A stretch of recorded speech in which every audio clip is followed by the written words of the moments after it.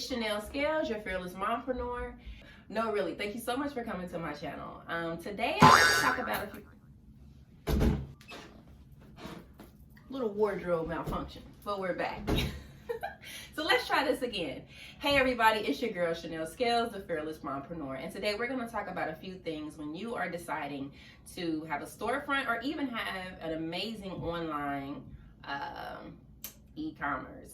Okay, so one of the things that I definitely want to hit on is, first and foremost, figuring out who your target audience is. So many times you see women jumping on social media and the first thing that they say is, nobody supports me, nobody shops with me, nobody does this, nobody does that. Well, first of all, sis, you don't know who you want to support you, and that is the problem. When you had this amazing ideal to have a storefront or to have an online presence, you forgot to do the legwork, and the legwork included creating a business plan. Because in the business plan, one of the main things that you would have had to do is figure out who your target audience is. Who is your customer, right? What does she look like? Where does she live? How much money does she make? What does she like to buy? What does she do for fun? These are all the things that you really need to get out of your head and put on a piece of paper and jot down so that you will know when it comes time for you to market, right? When you're selling these products, you will know who to market to and how to market to them. So you will no longer feel like nobody's shopping with you, nobody's supporting you, because you've created this plan, this marketing plan that will allow you to market to your target audience. Remember, who are you targeting to? It's up to you to figure out who you're gonna target to. And that is one of the reasons why nobody supports you, because you don't know who you want to support you. You don't even know. So once you take the time to really do that leg work, that will in turn help you to bring more business or create and drive business to your new storefront or even your e-commerce. Do the work. It's so important that you guys do the work. A lot of us are so creative. I am a creative, right? I have experience when it comes to visual merchandising. I did that for years. I worked for H&M, I traveled, and I opened up stores in the Midwest as a visual lead. What else? I worked for Forever 21. I was a visual manager. I also traveled with them, and when I wasn't traveling, I come home and I'd be responsible for about a team. I had like a team of like 5, and so with that, it was pretty much my job to make sure that we were executing, doing windows and making sure that we were having a clear understanding when the customers came into the store. They knew exactly where to go shop at by how we merchandise the department. And so these things I learned early on while working in retail.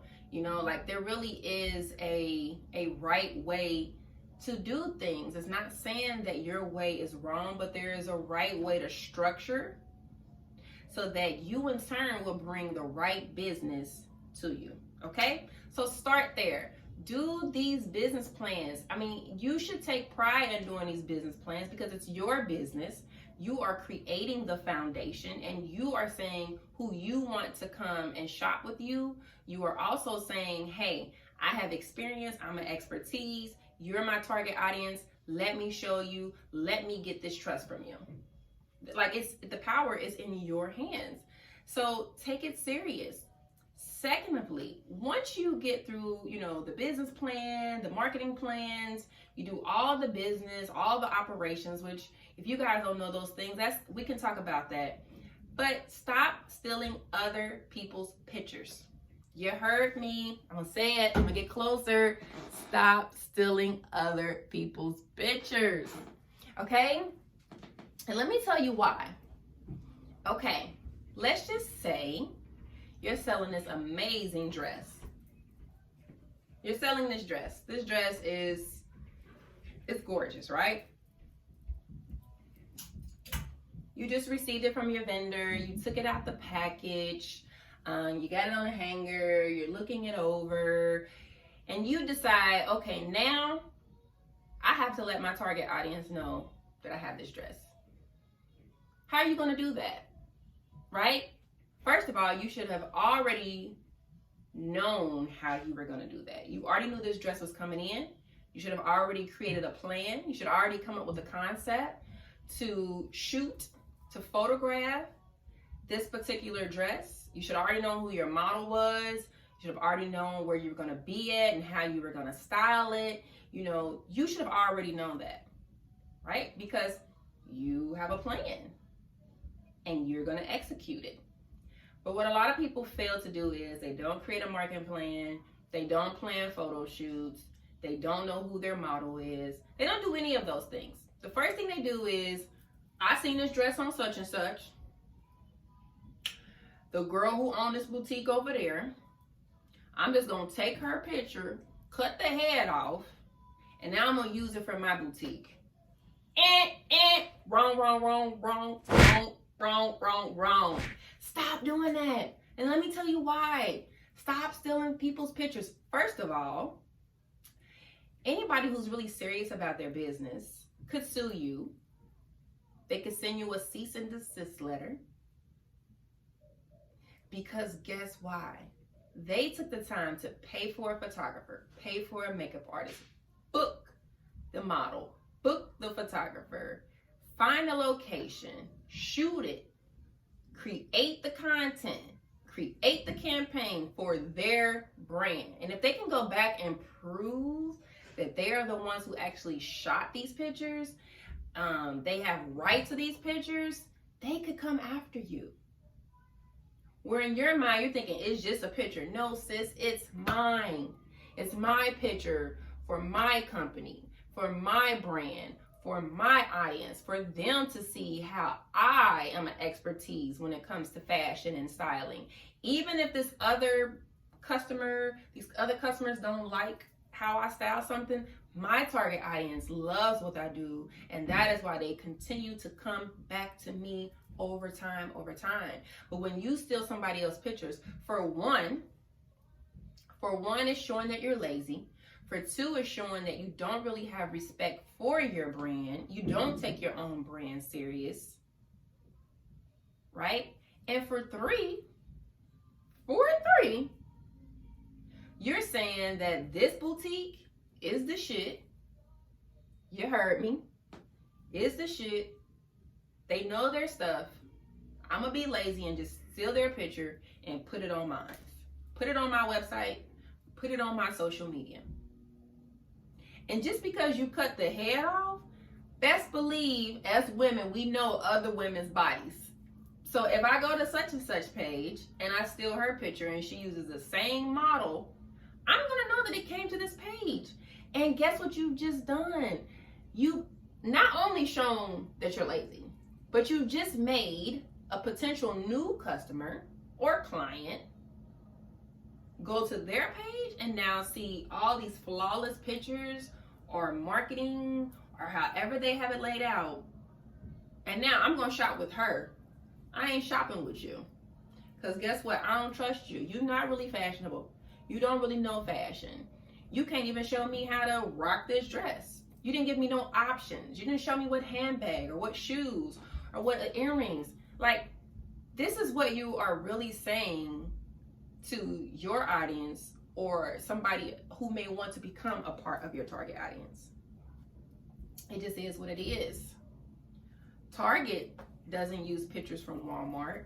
H&M doesn't use pictures from Forever 21. Zara don't do it either. So at the end of the day, when you decide that you want to have a brand, when you're going to sell garments, take your business serious. And if you don't have a lot of money to hire a photographer, to pay a model, that's okay. Don't beat yourself up. We got these expensive phones that we can photograph on. You got all these friends, all these girls and these sisters that you hang out with. You got sisters. Hey, I got some new clothes in. I need to photograph them. The sunshine is out right now. Can you come over for a few hours so I can shoot it? By the way, I got these accessories that I want to pair with it. That is what you need to be doing. That right there is going to tell your target audience that they can trust you and that you know your stuff. So once again, stop stealing other people's pictures. I'm being transparent and I'm being honest. Okay? Here is the third thing. Let's be mindful of the vendor lists that we are purchasing. Are you buying the vendor list because whoever you are purchasing it from, you trust their expertise? They're providing you with options of clothing, shoes, accessories that maybe you just can't seem to find. Are they being able to get garments that are from another country and maybe you can't travel to that country? I think that's cool. And to be honest, there's really not a problem with purchasing vendor lists. But at the end of the day, I think you still need to be mindful of who you're purchasing the vendor list from. Are they really giving you options? Right? Are they giving you options? Are they giving you vendors that you can't touch? Because at the end of the day, if you do some homework, because remember, you know your target audience. You know your target audience. So when you start looking for vendors to purchase your garments, you should know what vendors to go to. One of the things I notice is everybody sells the same thing. And it's like, is it because you're not taking the time to really do your own research? What is the rush? One of the amazing things about going online and buying things is that the boutique that you are deciding to shop with, they're providing you with garments that maybe this other boutique doesn't have. They're giving you something that's fun, fresh, funky, stylish, right? And so that's gonna always keep them wanting more. But if you're selling the same thing as everybody else and you're not even showing a different way to style it up, how are you setting yourself apart? So these are the things that I really want people to start to think about and to consider when they're deciding to have a storefront or to have an e-commerce. Like, these are the things that are very, very important. And more importantly, start thinking about your business in a bigger and broader mindset, right? You may not have a huge following yet, but the more work you put into it, the more you believe in yourself, and the more you treat it like a big box business, like the stores in the mall, the more you will make big money and have a huge following, because you're treating your business with respect and you know your audience and your marketing is on point and your styling is amazing and your pictures are the bomb, even though you may have took it with your cell phone. It's still you, so take ownership, own your business. All right, that's all I have today. I'm gonna come back and drop some more knowledge. Matter of fact, I might even create a Facebook group. So let me know if that's what you want, a Facebook group. Thank you for stopping by my channel. That's all I have today. Remember, I am your girl, Chanel Scales, the Fearless Mompreneur, Retail Specialist, and everything else wrapped in one. Talk to you later. Oh, make sure you subscribe and tell your other girls.